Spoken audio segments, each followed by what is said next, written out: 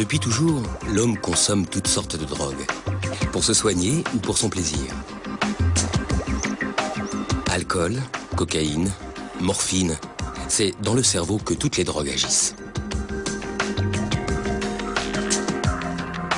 L'opium et ses dérivés comme l'héroïne et la morphine, tout comme les tranquillisants destinés à l'usage médical, calment la douleur et l'angoisse. Mais ces drogues entraînent aussi une redoutable dépendance.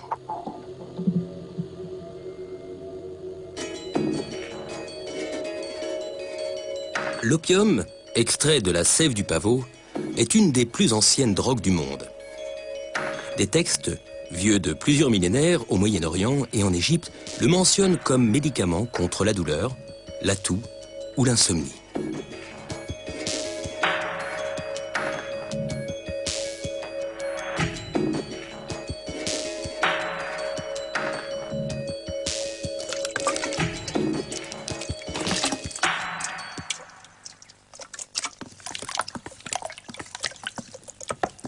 C'est à partir de l'opium que l'on produit l'héroïne, un dérivé encore plus puissant. Mélangée à quelques ingrédients, comme de l'eau, de la chaux et du chlore, la pâte à opium se transforme en héroïne pure à 80%. Une recette simple, appliquée en Afghanistan et en Birmanie, principaux cultivateurs d'opium.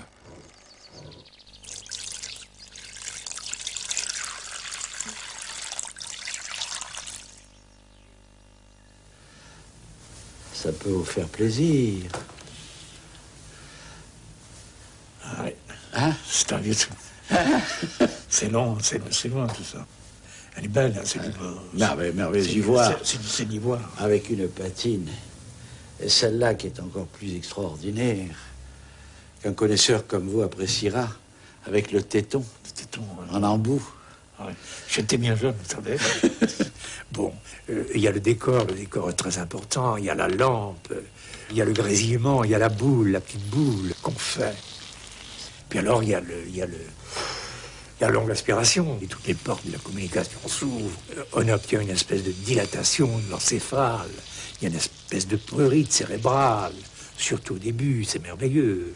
Cette espèce d'envahissement total qui vous arrive de partout, qui vous prend dans les orteils, qui vous remonte des orteils au cerveau. C'est une invasion. La fumée, c'est absolument incroyable. Satan qu'il moise, dans fruits font les 12 yeux, mais c'est moi qui l'aime le mieux. Alors à Saigon, on voit là la manufacture d'opium, parce que tout l'opium appartenait à la régie et était vendu par la régie. On était sûr de la bonne qualité et l'État prenait sa part au passage.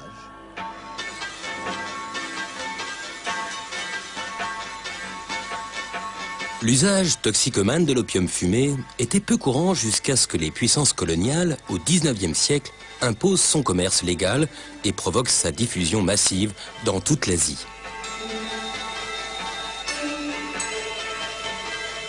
De la teinture d'opium vendue en pharmacie, aux fumeries plus ou moins clandestines, la toxicomanie à l'opium gagne les pays occidentaux et l'opium finit par être interdit dans les années 1910.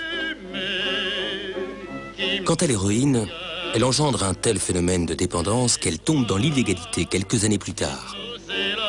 C'est ensuite le tour de la morphine, analgésique aussi puissant qu'addictif, dont on restreint l'usage au corps médical. Aujourd'hui, 16 millions de personnes prennent des drogues issues de l'opium. Si l'usage de la morphine est autorisé en milieu hospitalier pour lutter contre la douleur, plus de 10 millions de toxicomanes consomment de l'héroïne, la plus addictive de toutes les drogues. Le psychiatre Marc Valeur dirige un centre de soins qui fut, il y a 30 ans, un des premiers lieux d'accueil pour les toxicomanes en Europe. Pourquoi, alors qu'il y a des milliers de molécules psychoactives tout à fait puissantes, pourquoi ce produit-là, l'héroïne, la diacétylmorphine, était la drogue de rupture, la drogue de marginalité, la drogue des toxicomanes? C'est évident que les opiacés sont les plus formidables anesthésiques qu'on connaisse et les plus formidables analgésiques. Donc l'héroïne, comme la morphine, comme l'opium, vont calmer toutes les sensations qu'éprouve le sujet, qu'il s'agisse de sensations extérieures ou qu'il s'agisse de sensations internes. Et ça va calmer toutes les douleurs, toutes les souffrances, qu'il s'agisse de souffrances physiologiques, physiques, ou qu'il s'agisse de souffrances psychiques, de dépression, d'angoisse, etc. Depuis Thomas de Quincey et ses confessions d'un mangeur d'opium anglais au XIXe siècle, l'autobiographie sous stupéfiants a fait de nombreux émules. En 1961, l'écrivain écossais Alexander Trocchi publie un récit de sa vie sous héroïne, ce qui lui vaut d'être filmé en pleine action par la chaîne américaine NBC. Well, I'm going to take a shot now just to show you what it's like. In America, I've seen people take overdoses and come very close to death. Alexander Trocchi est mort à 60 ans d'une overdose. Sans les rats et les souris, jamais l'action des drogues n'aurait pu être étudiée. Ils partagent une grande partie de leur gène avec nous et les drogues déclenchent les mêmes tempêtes dans leur cervelle. En fait, l'humanité tout entière a une dette morale envers ces petites bêtes. On peut droguer les rats, manipuler leurs gènes et même les découper en morceaux.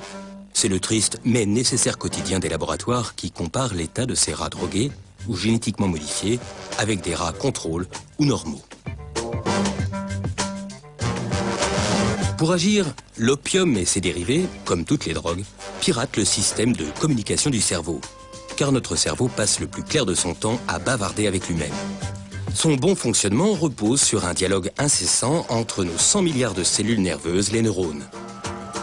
Pour faire circuler l'information, les neurones s'envoient des messages chimiques qu'on appelle les neurotransmetteurs.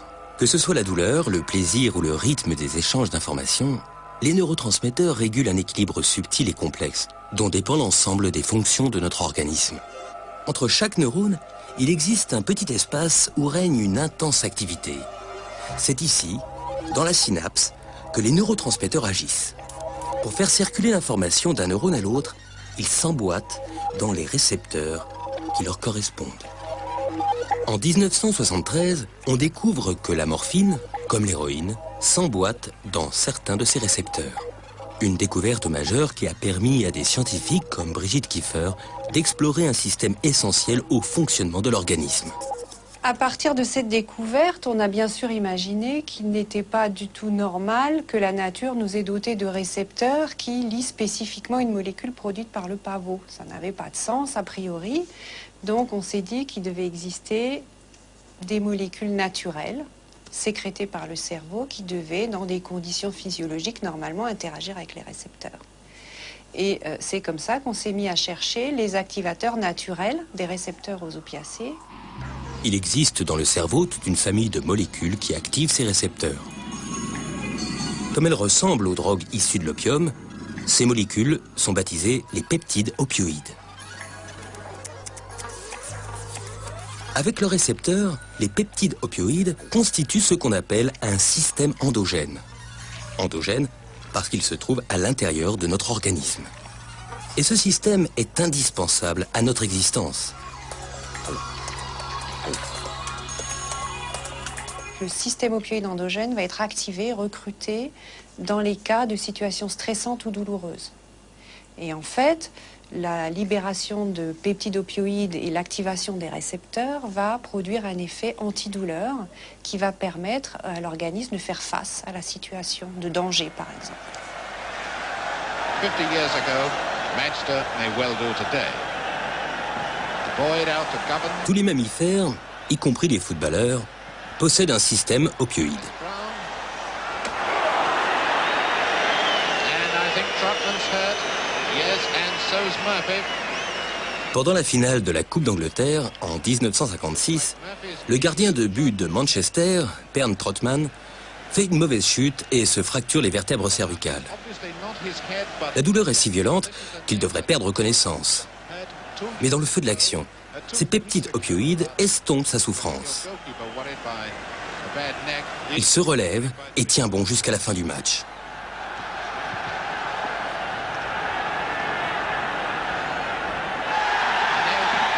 Trotman devient un héros national. Et c'est la première fois qu'un système opioïde est élu meilleur footballeur de l'année.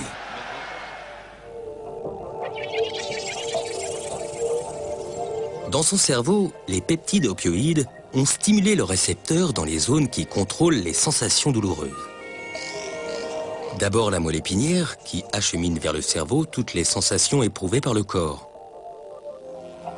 Puis le tronc cérébral, qui gère les réflexes et les automatismes vitaux, comme la respiration ou le rythme cardiaque.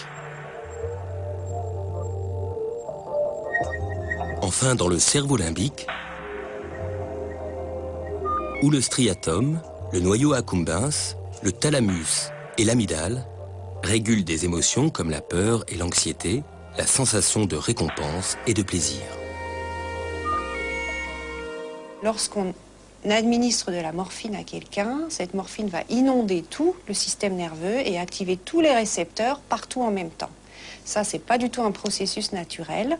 Normalement, dans les conditions naturelles, une situation douloureuse ou stressante, par exemple, va activer spécifiquement certains circuits et produire le relargage d'encéphaline ou d'autres peptides opioïdes dans certaines synapses, à certains endroits du cerveau. L'effet sera donc beaucoup plus limité. Quand elles assaillent le cerveau, la morphine et l'héroïne ne font pas que supprimer la douleur.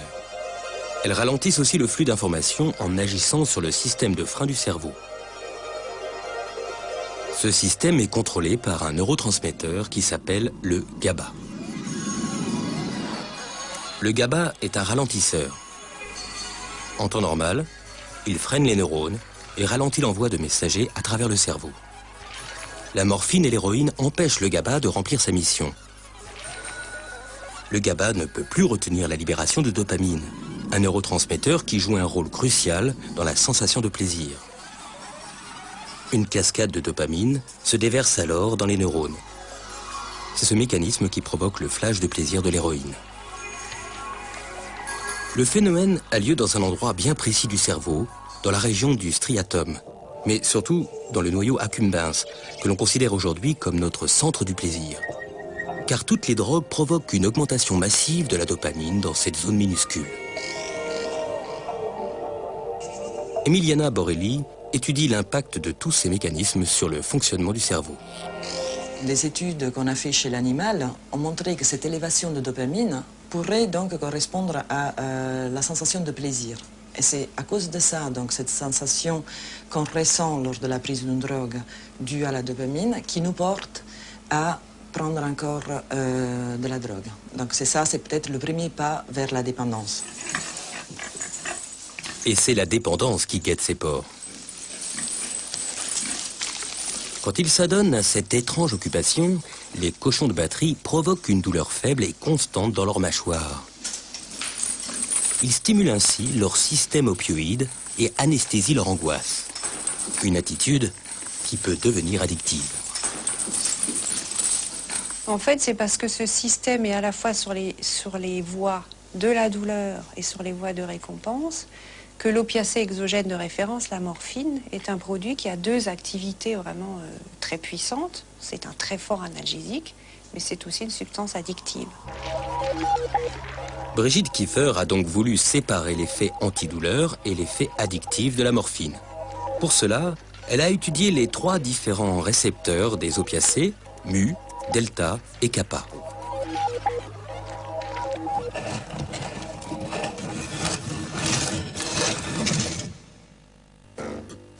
Pour comprendre si l'un d'entre eux était responsable de la dépendance, elle a supprimé les gènes qui fabriquent chacun de ces récepteurs chez des souris. Des souris génétiquement modifiées qu'on appelle des souris knockout.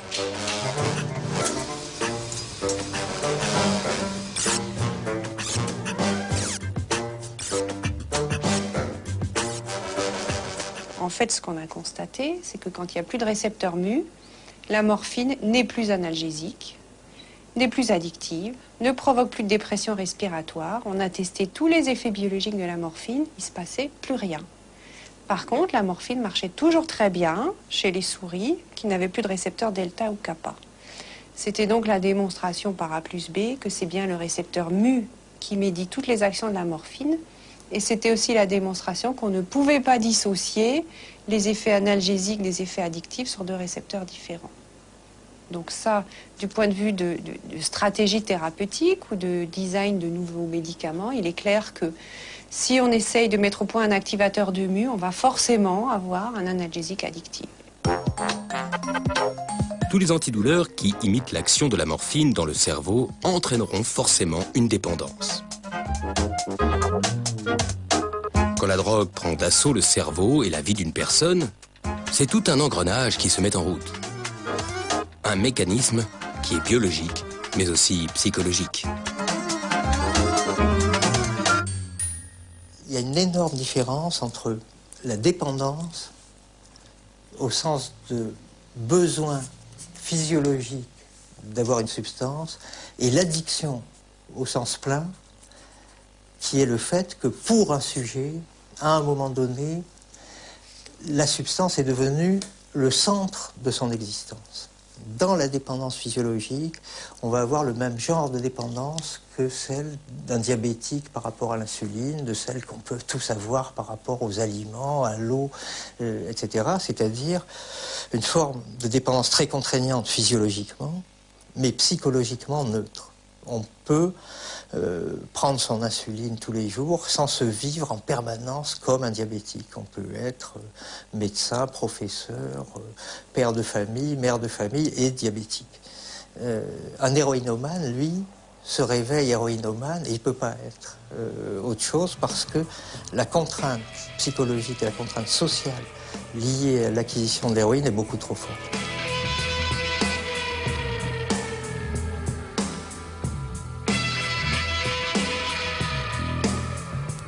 Une des hypothèses générales pour expliquer cette prise de substance, c'est l'hypothèse de l'automédication. On a des sujets qui ont des problèmes, qui ont vécu des choses dramatiques dans leur enfance, qui ont des failles narcissiques énormes, qui ont vécu ce qu'Olivenstein appelait le miroir brisé, souvent des traumatismes importants de l'enfance ou du début de l'adolescence, et qui vont trouver dans l'héroïne à la fois une source de plaisir et un formidable médicament pour tout leur mal-être existentiel. Dans un second temps, ce médicament et cette source de plaisir deviennent uniquement source de dépendance. Ce qui était au début une rencontre, comme un coup de foudre, entre une personne, un contexte et un produit, devient purement, entre le produit et le corps du sujet, l'instauration d'un processus biologique de dépendance. Le mot lui-même, addiction, a une étymologie tout à fait intéressante qui avait été soulignée par le psychanalyste Jean Bergeret. Addictus, en latin, voulait dire esclave pour dette. Ce serait une façon qu'auraient certains sujets de mettre leur corps en gage pour payer une dette contractée dans leur histoire, dans leur enfance, et jusque-là impayée. Une manière de se rendre soi-même esclave pour dette. Ironically, the only relief from his demons is through the very poison that originally hooked him. The same heroin that will bind him ever more tightly to his living hell. But the blessed temporary delivery is not given through any noble, charitable motives. It's just the final step in Pete's carefully laid plan. He's made another junkie and another source of money. Quelle que soit la drogue, les mécanismes de la dépendance sont loin d'être éclaircis. Le chercheur Pier Vincenzo Piazza a voulu comprendre si chacun d'entre nous pouvait déraper dans l'addiction, ou si la toxicomanie était une vraie maladie. Aujourd'hui, les toxicomanes, de plus en plus, mais dans notre société, il est encore considéré quelque chose entre les méchants et les malades. Hein? Donc je trouve que socialement, c'est extrêmement important de pouvoir répondre à la question, est-ce qu'il y a une différence entre un déprimé qui, au cours d'un délire dépressif, tue 15 personnes, elle va à l'hôpital psychiatrique, et un toxicomane qui vole 2 jupes et 500 €, elle va direct en prison. Est-ce que la toxicomanie, c'est une pathologie ou pas? Alors, pour pouvoir répondre à cette question, une façon, c'est de se dire, est-ce que la toxicomanie existe chez l'animal? Parce que si la toxicomanie existe chez l'animal, ça veut dire que ces comportements pathologiques peut exister en dehors de tout contexte social, en dehors de toute spécificité d'une espèce. Donc ce n'est pas un vice probablement, mais c'est quelque chose d'autre. C'est une véritable pathologie du comportement. En 2004, l'équipe du docteur Piazza a mis en place un dispositif d'expérience pour savoir si les rats sont tous égaux devant la drogue. Chez l'homme, vous ne pouvez pas prendre 300 sujets, les enfermer par exemple à Carcassonne, lui donner un accès libre à la drogue, voir qui devient toxicomane ou pas.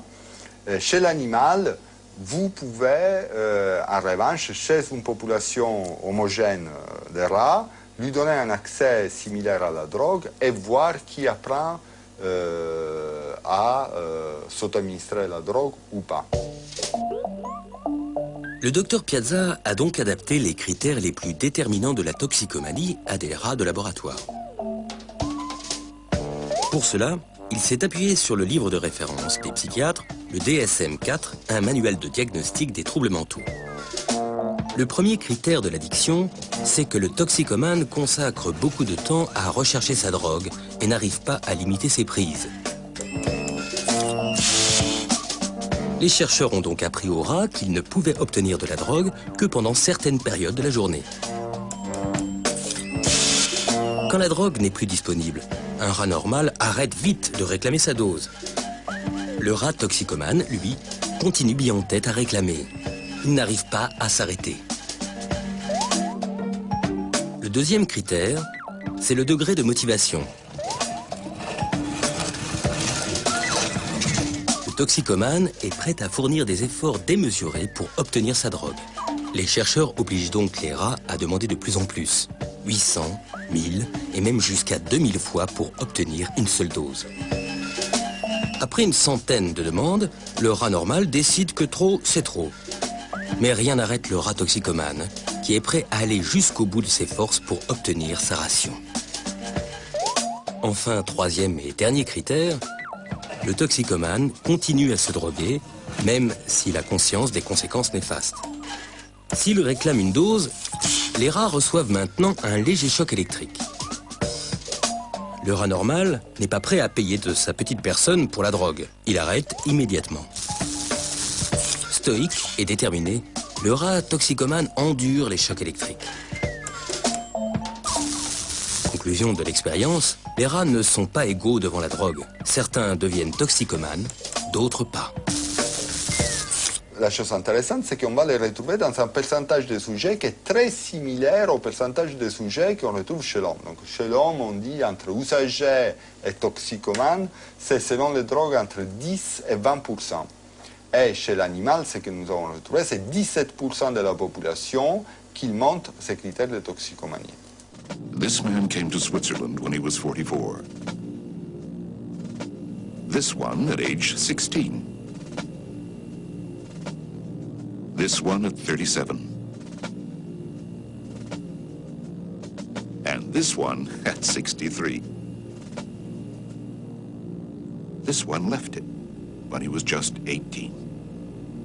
On est réellement dépendant quand on se rend compte soi-même que c'est un problème, quand ça devient une cause de souffrance, qu'on veut réduire sa consommation ou qu'on veut l'arrêter et qu'on n'y arrive pas. C'est ce fait de vouloir arrêter et de ne pas y arriver qui est le vrai critère absolu de la dépendance. Cette énigme de la dépendance, on la retrouve aussi avec certains médicaments. Des traitements qui apaisent l'angoisse, mais d'une façon bien moins radicale que l'héroïne. On n'utilise presque plus le chloral. Les redoutables barbituriques et les médicaments à base de méprobamate, tous ces tranquillisants provoquaient une dépendance très sévère.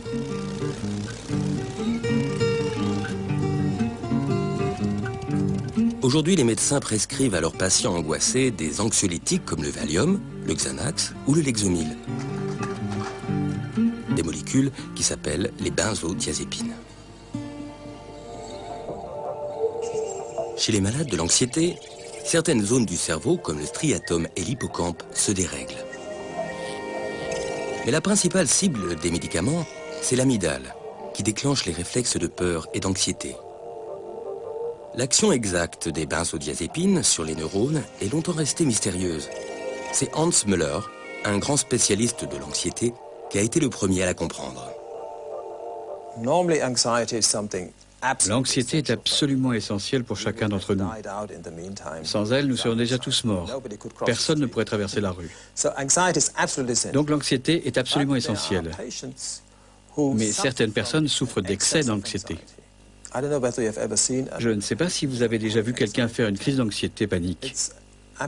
C'est effrayant. Ces gens sont au restaurant, au bureau ou chez eux, et soudain, sans aucun déclencheur évident, ils se figent, ils transpirent, le battement de leur cœur augmente, ils pensent que leur dernière heure est venue, ils ne peuvent plus bouger, et au bout d'une heure, la crise s'estompe. Chez ces patients, l'anxiété est dévastatrice. Nous devons donc trouver un moyen de les aider.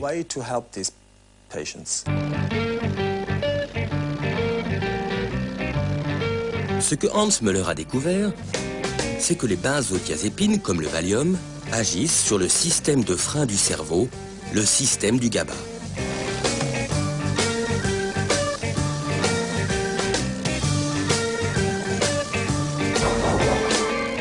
Dans le cerveau d'un anxieux, le GABA n'arrive pas à ralentir le flux d'informations.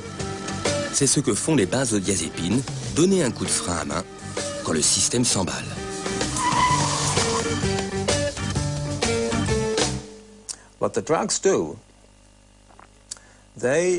Les médicaments agissent comme un cerveau-mécanisme dans le frein d'une voiture. Ils stimulent le système de freinage, le système inhibiteur. Les médicaments ne peuvent pas activer le frein. Quand vous conduisez une voiture, vous activez le frein. Mais le cerveau-mécanisme rend le frein plus efficace.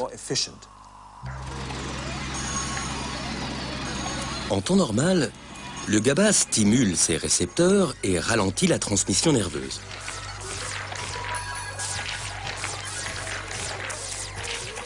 Lorsque les benzodiazépines se fixent sur une petite zone de ces récepteurs, le GABA est encore plus efficace et les messages de l'anxiété sont complètement freinés.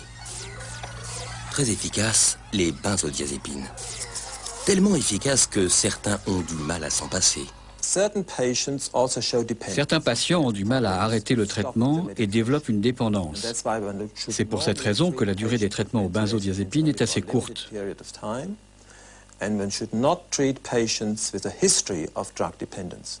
On ne devrait pas en prescrire aux patients qui ont déjà rencontré des problèmes de dépendance avec des drogues comme l'alcool. Ils ont beaucoup plus de risques de devenir dépendants aux benzodiazépines. D'ailleurs, avec 80 millions de boîtes par an, les Français sont les plus gros consommateurs au monde d'anxiolytiques. C'est pour résoudre ce problème de dépendance que Hans Müller, exactement comme Brigitte Kiefer, étudie le rôle de chacun de ces récepteurs au GABA.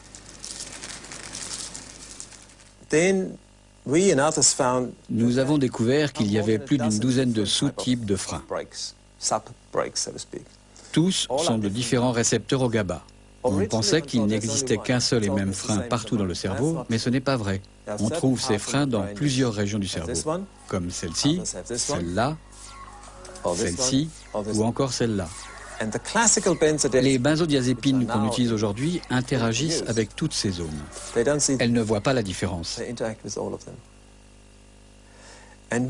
Nous avons alors pensé, ne serait-il pas judicieux de développer un médicament qui n'agirait qu'avec celui-là, ou celui-ci, ou celui-là?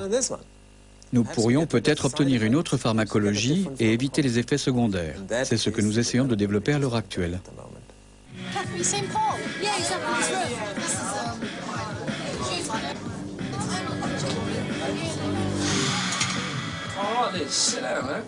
En attendant les nouvelles générations d'anxiolytiques, les patients ne doivent pas arrêter brutalement leur traitement. Car avec ces médicaments, comme avec l'héroïne, le corps s'adapte et réclame sa dose. Sans elle, c'est la crise de manque. Trust me. The first smoke of heroin can make you throw up, but some people still go back for more. If you get into it, your looks will start to go. and you'll feel even worse. Une fois que l'organisme s'est habitué, on arrive à la situation de l'héroïnomane qui vient traditionnellement nous demander une aide et qui dit « J'ai pris de l'héroïne au début parce que c'était une jouissance extraordinaire, c'était une jouissance supérieure à un orgasme, c'était formidable parce que ça me faisait oublier tous mes problèmes existentiels, j'avais plus aucun souci, j'avais plus de problèmes existentiels quelconques, plus de souffrance, mais aujourd'hui je ne prends plus de l'héroïne que pour être normal. Par contre, si j'arrête, j'éprouve une souffrance absolument terrible. Cette souffrance est psychologique, toutes mes angoisses reviennent, j'arrive plus à dormir, mais cette souffrance est aussi physique, elle est physiologique, j'ai mal partout, j'ai mal dans les muscles, j'ai mal dans mes os, j'ai la diarrhée, j'ai des vomissements, etc. Ce malaise généralisé du manque, les toxicomanes le doivent à leur cerveau. Pour continuer à fonctionner normalement, le cerveau est contraint de modifier ses réseaux et son équilibre. The agony will reach its peak in 36 to 72 hours, then continue for 2 more weeks. Sachant que l'héroïne est inhibitrice des neurones, à force d'être constamment inhibée, ces neurones vont développer des phénomènes compensatoires et vont en quelque sorte booster des systèmes excitateurs. Donc tant que le cerveau est sous héroïne, il est maintenu sous inhibition, mais progressivement, il va revenir à un état d'équilibre nouveau qui est proche de la normale, mais sous héroïne, parce que les effets inverses ont été augmentés. Si maintenant on enlève brutalement l'héroïne, à ce moment-là, qu'est-ce qui va se passer? On va passer dans un autre état, complètement, on va changer d'équilibre à nouveau, puisque l'inhibiteur général n'est plus là, en fait, on va avoir tous les effets excitateurs qui vont être révélés, et c'est l'état de sevrage, en fait. Il existe maintenant des traitements qui permettent aux toxicomanes d'arrêter l'héroïne sans souffrir du manque. Depuis cette distribution dans une prison de New York au début des années 1970, le recours aux opiacés de synthèse s'est généralisé. La méthadone et la buprenorphine, plus connue sous le nom de Subutex, remplacent l'héroïne dans le cerveau, mais agissent plus doucement sur les récepteurs, d'où leur nom de traitement de substitution. Ceci dit, on est aussi dépendant à la méthadone et à la buprenorphine. Simplement, on n'a pas le rush ou le high que ressentent les héroïnomanes sous l'effet de l'héroïne. Parce que la méthadone ou la buprenorphine n'atteignent jamais des concentrations telles qu'elles provoquent l'effet recherché par le toxicomane. Les traitements de substitution ne sont pas la panacée. Les chercheurs voudraient mettre au point des traitements qui guérissent l'addiction, au lieu de la mettre en sourdine. Et la recherche s'intéresse aujourd'hui à la dopamine, cette molécule du plaisir. Exactement comme pour les opiacés ou le GABA, il existe plusieurs sortes de récepteurs à la dopamine. Et c'est l'un d'entre eux, le récepteur D2, qui semble jouer un rôle crucial dans la dépendance aux drogues. Pour l'étudier, les chercheurs utilisent des souris génétiquement modifiées. Dans le but de pouvoir étudier le rôle du récepteur D2 dans la réponse aux drogues, mais aussi, disons, dans sa fonction physiologique in vivo, nous avons généré des animaux knock-out dans lesquels le récepteur D2 donc n'est plus exprimé.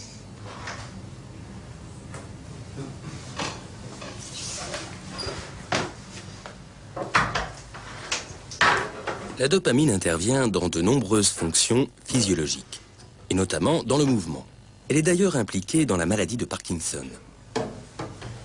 Ce test permet de mesurer la coordination motrice.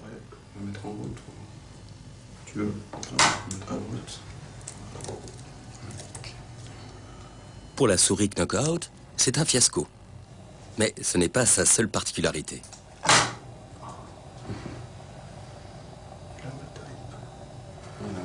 Nous avons pu mettre en évidence qu'en absence du récepteur D2, les souris ne répondent plus, par exemple, aux effets renforçants donc, qui amènent ensuite à l'addiction.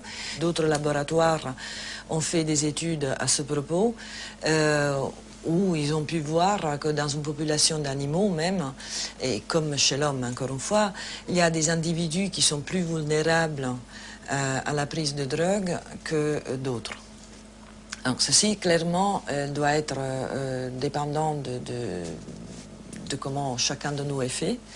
Donc chacun de nous, très probablement, a des taux de dopamine ou d'autres neurotransmetteurs qui sont différents. On a l'expression des gènes aussi n'est pas la même dans chaque individu, donc on est chacun différent de l'autre. Donc par exemple, je ne sais pas, moi je pourrais avoir beaucoup plus de récepteurs des deux par rapport à quelqu'un d'autre. Et donc mes réactions vis-à-vis de la drogue, elles peuvent être différentes par rapport à un autre individu. Nora Volkov, qui dirige la recherche publique américaine sur les drogues, a découvert que les toxicomanes avaient peu de ces récepteurs D2 et que les drogues provoquaient une aversion chez les personnes qui en possédaient beaucoup. C'est là une question très importante. La diminution de récepteurs D2 que nous voyons chez les toxicomanes est-elle une conséquence de l'usage répété de drogue, ou bien est-ce leur faible taux de récepteurs qui les a rendus vulnérables? Au vu de toutes les études, j'en conclus pour ma part qu'un taux élevé de récepteurs D2 est un facteur de protection contre la prise de drogue.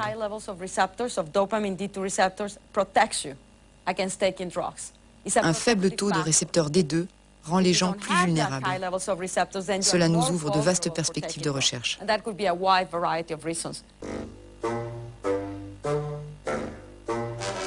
Et c'est un vrai défi pour la science. Comment peut-on agir sur le nombre de nos récepteurs D2 sans bouleverser l'équilibre du cerveau ?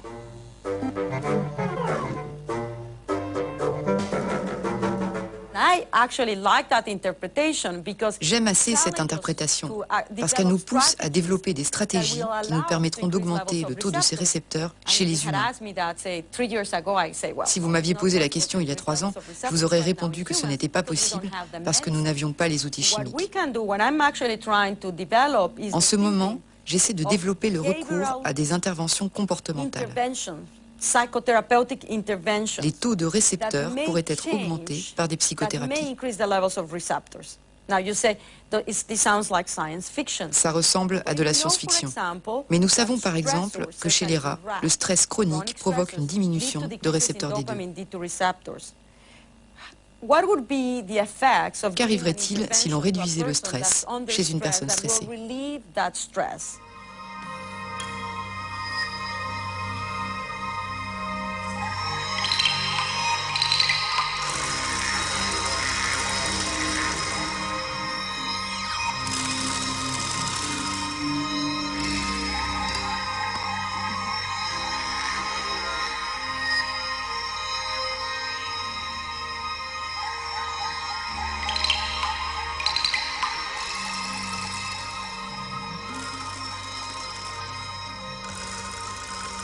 C'est ce qui s'était passé dans les années 60 avec les soldats américains au Vietnam. Les soldats américains s'étaient accrochés à l'héroïne, une héroïne de bonne qualité. Ils en avaient pris beaucoup pendant des durées très longues. Ils étaient donc très dépendants. Le gouvernement Nixon avait prévu des programmes méthadone, des centres de sevrage pour faire décrocher les soldats américains. Or, une immense majorité a réussi à s'en passer, n'a pas recouru à ces programmes et a arrêté de prendre de l'héroïne. Le traitement de la dépendance du soldat américain au Vietnam, c'était la fin de la guerre du Vietnam, le retour au pays. L'expérience de la consommation de drogue, c'est quelque chose qui est très fort, qui est très frappant et qui laisse une trace qui est énormément liée au contexte. Tous les médecins vous diront que de replonger un toxicomane repenti dans son contexte, ça va être très difficile pour lui parce qu'il va être instantanément en manque. Et donc c'est un phénomène de mémorisation. Et donc les études aujourd'hui vont vers la compréhension de cette forme d'apprentissage aberrant, en quelque sorte, qui se passe lorsqu'on devient dépendant aux drogues. Comme la drogue, les expériences de vie et les souvenirs traversent la membrane des neurones, l'espace liquide des synapses, et s'inscrivent à jamais dans notre cerveau. L'étude de ces processus complexes réconcilie maintenant la neurobiologie et la psychologie. Donc on a une dépendance qui est à la fois physiologique et psychologique, et on considère aujourd'hui d'ailleurs que la dépendance est un phénomène global et que c'est probablement une erreur d'avoir séparé la dépendance psychologique et la dépendance physiologique. On n'est plus à une époque où on pensait que l'âme était comme un organe distinct du corps qui était relié au cerveau par l'épiphyse. Donc on sait bien que la psychologie et la physiologie sont deux manières d'aborder les mêmes phénomènes.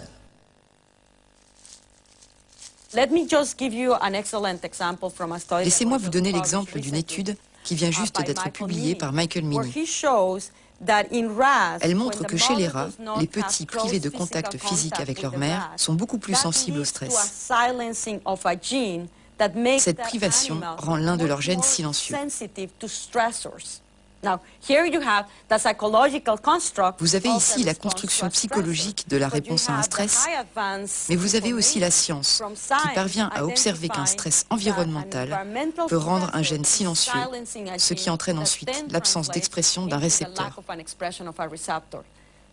Donc je ne vois pas ça comme un retour à la psychologie, mais comme l'exploitation des avancées de la science et de la technologie pour essayer de comprendre quels sont les processus neurobiologiques qui sous-tendent les mécanismes psychologiques.